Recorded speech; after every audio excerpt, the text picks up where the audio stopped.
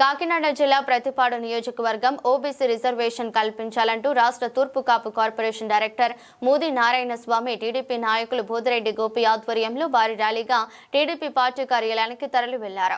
పెద్ద శంకర్లపూడి పార్టీ కార్యాలయం వద్ద ఎమ్మెల్యే వరపుల సత్యప్రభను మర్యాదపూర్వకంగా కలిశారు.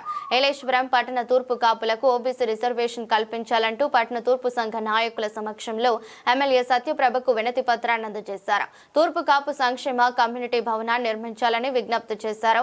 ఈ సందర్భంగా ఎమ్మెల్యే సత్యప్రభ మాట్లాడుతూ తూర్పు కాపులకు ఓబీసీ రిజర్వేషన్ విషయంపై ముఖ్యమంత్రి చంద్రబాబు, ఉప ముఖ్యమంత్రి పవన్ కళ్యాణ్, నారా లోకేష్ తో పాటు రాజ్యసభ సతీష్ ద్వారా పరిష్కారం దిశగా పనిచేస్తామని హామీ ఇచ్చారు.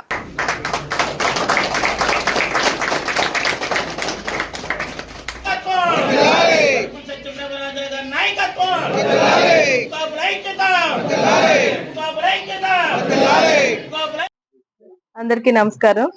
ఈరోజు ఏలేశ్వరం నగర పంచాయతీ నుంచి మన తూర్పు కాపు సోదరులు, పెద్దలు అందరూ కలిసి నా దగ్గరికి రావడం జరిగింది.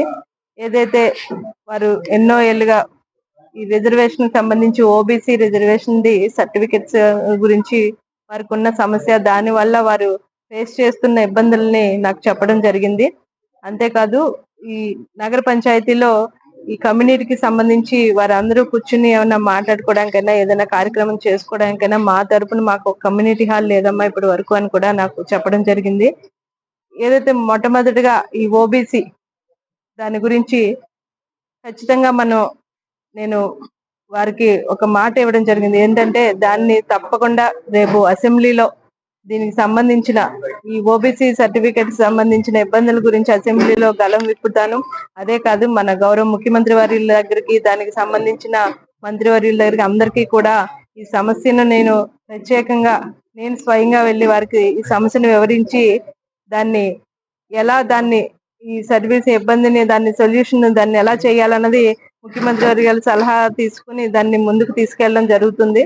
అంతేకాదు మన ఎంపీ గారు, రాజ్యసభ సభ్యులు ఎంపీ గారు పెద్దలు సానా సతీష్ గారి దగ్గరికి కూడా నేను ఈ సమస్యను తీసుకువెళ్ళి, వారు వచ్చినప్పుడు ఈ సమస్యను తీసుకువెళ్ళి వారి దగ్గరికి వివరించి సెంట్రల్లో కూడా దీని నుంచి మనకి ఎలా ఈ సమస్యను పరిష్కరించడానికి సెంట్రల్ నుంచి కూడా చేయవలసిన ఆ పద్ధతుల్ని, ఆ జీవోల్ని అది కూడా దాన్ని వారికి వివరించి వారి ద్వారా కూడా ఈ సమస్యను పరిశీలించడానికి ముందుకు వెళ్తానని ఈ సందర్భంగా తెలియజేసుకుంటున్నాను. ఇకపోతే కమ్యూనిటీ హాల్ గురించి ఏలేశ్వరం నగర పంచాయతీలో ఇప్పటికే మా దృష్టికి రావడం జరిగింది ఈ సమస్య.